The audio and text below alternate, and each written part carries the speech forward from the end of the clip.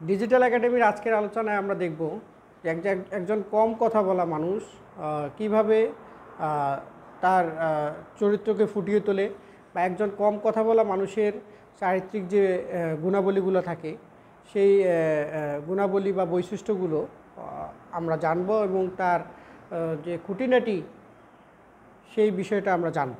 তো একজন কম কথা বলা মানুষ সম্ভবত সবার কাছে জনপ্রিয়তা পায় এবং তার প্রথম যে গুণটা থাকে সেটা হলো ধৈর্যশীলতা।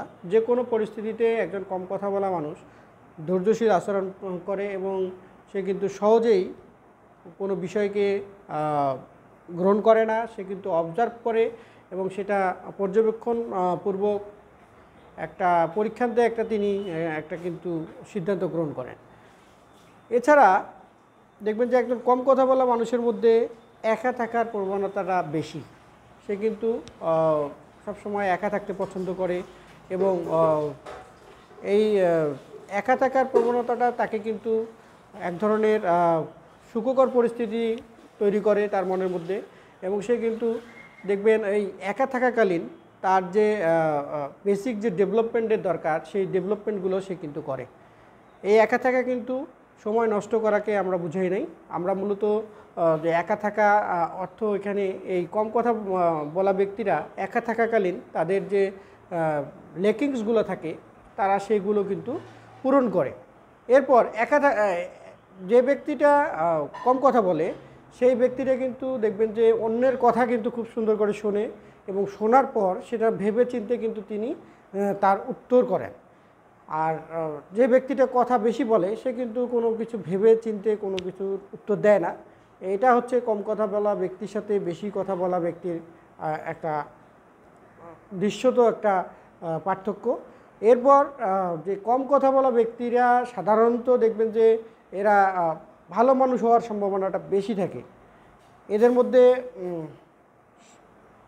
সততার একটা নিদর্শন আমরা মোটামুটি দেখতে পাই, এবং কম কথা বলা ব্যক্তিরা যারা প্রকৃতপক্ষেই কম কথা বলে তারা কিন্তু মানে সমাজের বেশিরভাগ মানুষের কাছে গ্রহণযোগ্য এবং সৎ ব্যক্তি হিসেবে পরিচিতি পায়। এরপর কম কথা বলা ব্যক্তির মধ্যে দেখবেন যে অন্যকে যে বিরক্তি করার যে একটা প্রবণতা মানুষের মধ্যে থাকে সেই প্রবণতাটা থাকে না। কাউকে এই ব্যক্তি বিরক্ত করে না এবং কারো সিদ্ধান্তে কখনো হস্তক্ষেপ করে না। এজন্য যে এই ব্যক্তিগুলো মানুষের পছন্দনীয় হয়। তো এই কম কথা বলা ব্যক্তিরা বাংলাদেশের প্রায় ম্যাক্সিমাম মানুষের মধ্যে আমরা দেখতে পাই, এবং খুব কম সংখ্যক মানুষই আছে যারা বেশি কথা বলে এবং সমাজে সমস্যার সৃষ্টি করে। আরেকটা খুব গুরুত্বপূর্ণ গুণ যেটা হচ্ছে কম কথা বলা ব্যক্তির মধ্যে পাওয়া যায় সেটা হচ্ছে তারা কখনো হতাশ হয় না বা নিরাশ হয়ে যায় না। কোনো কিছুতে ব্যর্থ হলে আমরা অনেক সময় দেখি যে মানুষ ভেঙে পড়ে, মানুষ আর উঠে দাঁড়াতে চায় না। এরকম ব্যক্তিগুলো কিন্তু অস্থির এবং বেশি কথা বলায় অভ্যস্ত। কিন্তু যে ব্যক্তিটা কম কথা বলে তার কিন্তু মস্তিষ্ক সবসময় ইতিবাচক এবং এক ধরনের আশাবাদী মস্তিষ্কে রূপান্তরিত করতে পারে এবং সে তার মস্তিষ্ককে কাজে লাগায়।